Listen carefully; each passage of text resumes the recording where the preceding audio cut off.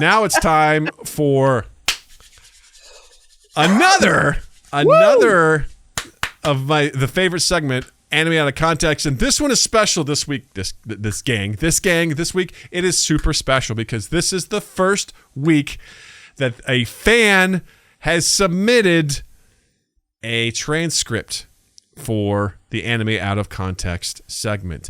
I don't know what this segment is. I just saw the title of the document, and I'm very... Yes. I'm very... I don't know what this is. I have no idea what this is. I briefly... So this shout out to Slotty.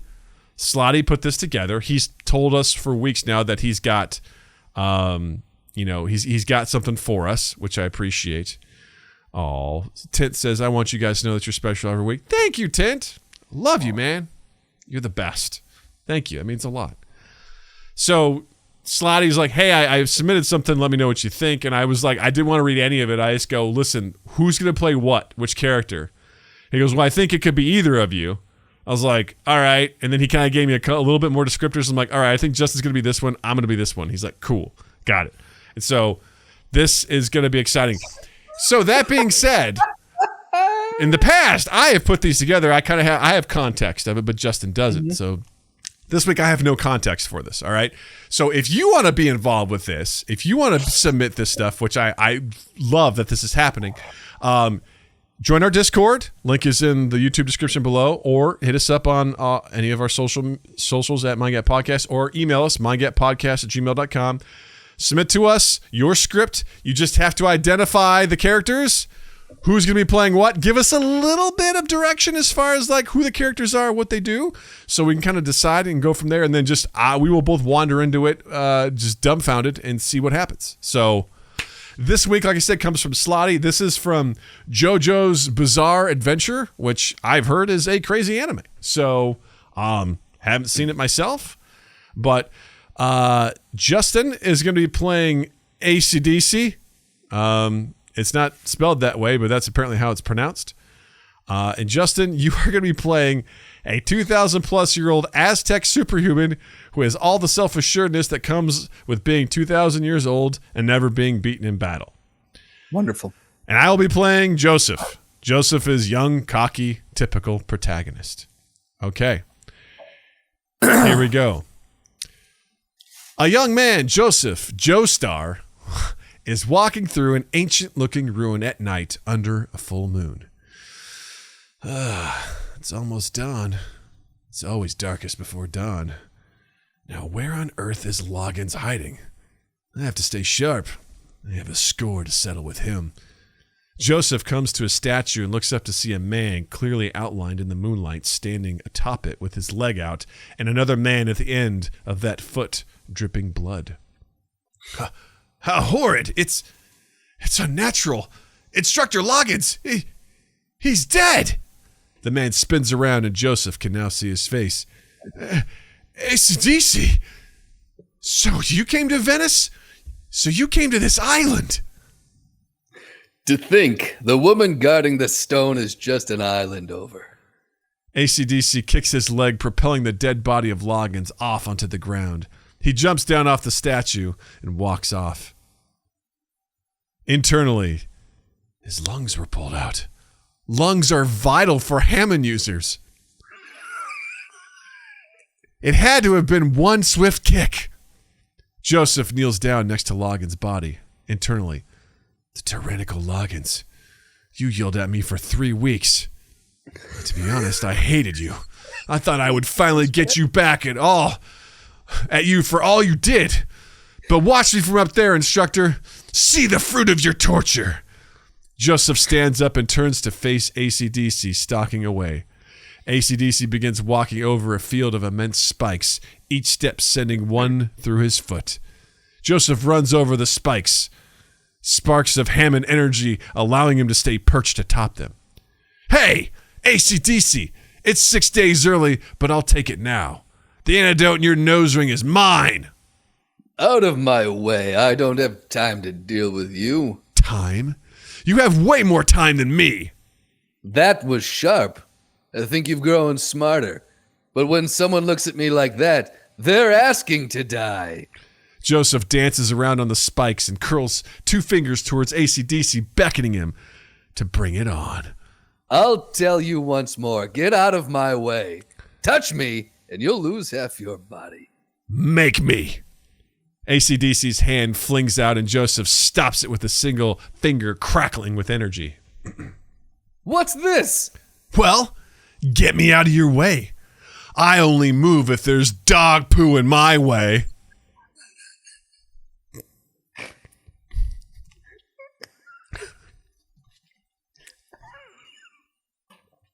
I'm in love with this already. Keep it together, Strandland. Keep it together. You gonna read the direction? Sorry, that's on me. As he's talking, Joseph's finger punches through ACDC's hand. ACDC is shocked but remains calm. His Hammond is breaking through my skin. He's learned so much control in these 3 weeks. However, ACDC's hand closes over Joseph's, and his smoking finger sticks out through the back of ACDC's hand. I must say your new skill surprises me, but you're still far from ready to fight against me. I met and devoured countless Hammond users like you 2,000 years ago. ACDC twists his hand, breaking Joseph's finger. If I twist and break your finger off, you'll never use it again, like this. Joseph swings up and over ACDC, his finger still lodged in his hand, and a thin string circles around ACDC's arm. Oh, so you finally noticed. Your arm is wrapped up in a fine silk thread. It's soaked in vegetable oil so it conducts Hammond well. I was aiming for your neck, but there was no chance. How did you do it? The thin thread traces all the way back to Logan's dead body. It's a little morbid for my tastes. The first blood goes to my instructor and me, ACDC. As he says this, the thread crackling with energy slices ACDC's arm off just below the elbow. The arm flies off and is impaled on a spike. 2,500 years ago, a man in China wrote The Art of War. He said this: victory is decided before the battle is fought. That means laying strategies while your opponent is unaware. I skipped school a lot, but Granny Arena made sure I studied history. You may have lived a long time, but you don't have a head for strategy.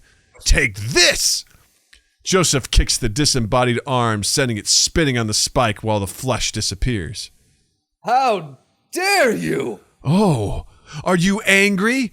Are you upset that I disintegrated your whittle arm? Well then get upset! I'm far more furious than you. Because of that little ring you put inside of my neck, I haven't slept right for weeks! ACDC's eyes well up with tears, and he begins whimpering. Huh? Tears stream down ACDC's face. I just can't take it. I can't take it. Internally, what the hell is this? He's bawling his eyes out. And I thought he'd go on a bloody rampage. This is more than weird. This is embarrassing. He's throwing a tantrum like some 3-year-old. ACDC continues to sob and picks up his skeletal arm.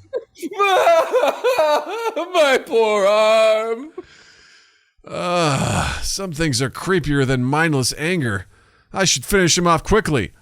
Great. Joseph starts to move towards ACDC, and suddenly the crying stops. ACDC rises slowly. Ha! I feel better now. Sometimes my emotions overwhelm me when I'm about to lose it, and I try to calm myself by venting with a crying jag. I'm going to take that line again. Ha! I feel better now. Sometimes my emotions overwhelm me, and when I'm about to lose it, I try calming myself by venting with a crying jag. Earlier, you referred to Sun Tzu, didn't you? I knew him personally long ago. I journeyed to China to study. To fight is to duel. All war is deception. Sorry, to fight is to delude. All war is deception. One tries to make their enemy angry in order to lure him into committing costly mistakes. This is precisely what you're planning on, am I right? Well, it's not going to work, but I must say, JoJo, I really am shocked at your improvement. I admire your common ability. I had been longing for a worthy opponent. ACDC stomps down on Logan's arm and it flies off into the air, attaching to the glowing stump that was ACDC's arm. I guess that last line's yours. Oh, there it is. It's a bit thin, but it will grow thicker in time. I love that there's a note here that says probably the best stopping point, and we are going to honor that. There's more, but I think, I think that's a good place to cut it. Man, this is the thing. This one was a thing. This was awesome. Because I have a picture of it in my mind, but I have no idea if it's accurate. I have no idea what JoJo looks like. I have no idea what ACDC looks like. I have no idea what Hammond energy is. Like, the thing that I just can't get over with all of this, the thing I just is it is so exposition heavy. Why are you? I'm presuming that we're seeing the same things they're explaining. Why are we seeing and explaining the same thing? Probably what you're seeing is you're seeing guys like in a fighting stance and like the camera's like slowly moving and then cutting to the back of the other guy as they're like talking, you know, and you're seeing shots from other parts of the area and things as there's, dude, if you think over explaining is bad on this, wait until I put some more of the new shit I've been watching out there. You are going to fucking hate this. It is brutal. I just like the line that kills me is, so you finally noticed your arm is wrapped up in a fine silk thread. It's soaked in vegetable oil, so it conducts Harmon well. Or Hammond. I keep saying Harmon. Yeah. Hammond well. I was aiming for your neck, but there was no, like, it's just. Yeah, the whole vegetable oil one, I was like, the most fun with this is trying to keep a straight face while you're reading absurd things. Like, that is my absolute favorite part of all of this. And then he just goes, 2,500 years ago, a man in China wrote the Art of War. He said. I love this as a random lie. It's like, get me out of your way. I only move if there's dog poo in my way. Like, that seems very out of character for whatever this is. Also, this was really bad, but I wanted to be like, 25 years ago, a man in China wrote the Art of War. He said this, and then just have him just speak Chinese. Right, exactly. Be like, the guy's like, wait, what? He just like speaks Chinese for a whole paragraph? And he's like, yeah. And the guy's like, I don't speak Chinese. What the fuck did you say?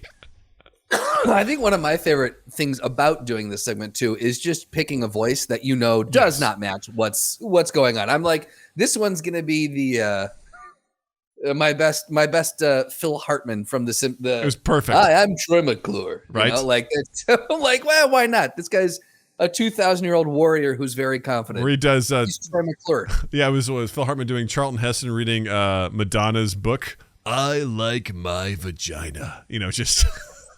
Is that something he did? Yeah, there was like a wonderful skit where they were doing like someone has to do the audio book for this, and they got Charlton Heston to do it, and they're like, dude, he can't say like pussy, he has to say pushy. Like they were trying to edit out what he's saying, and Charlton Heston's like, pushy? You want me to say pushy? He like just. You want me to say? I love my vagina. It was a really good. Really good one. Oh my god! Amelia goes. The best part is that the dude Doug voiced is a teenager. So there you go, nailed it. Like, perfect. Yes, nailed it. And Slotty says your AC/DC was actually pretty damn good for him. So hey, all right. I'm glad that my take worked. If there's one thing we learned about improv is you got to make choices. You know, and you do. Yeah. You just got to see where it goes. So. Look, all the great, performances in the last few years, you have to make bold decisions, and it may not pan out, but, sometimes they do. You know, Joaquin Phoenix made a bold choice, when he played the Joker. He did. Jared Leto makes bold choices all the time. Rarely do they work out, but hey, it's okay. It's a choice. And at the end of the day, you got to remember, it's Morbid time, That's right.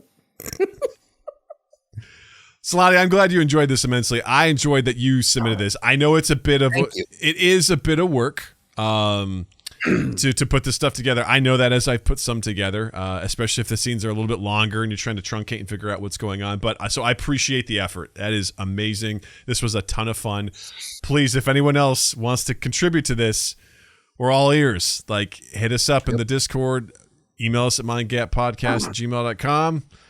I can't wait to do more. I've already got a couple more lined up from the batshit stuff I've been watching recently, so get ready, y'all. It's going to get crazy. Hooah. Hooah.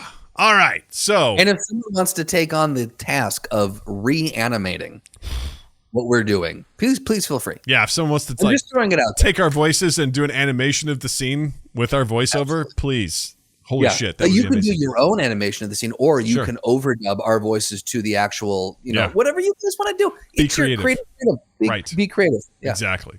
Or if anyone wants to animate any part of our show, like, Sure. amazing. Stop motion, animation, whatever. Great. I'd love it. It'd be amazing. Yeah. We'd love you forever.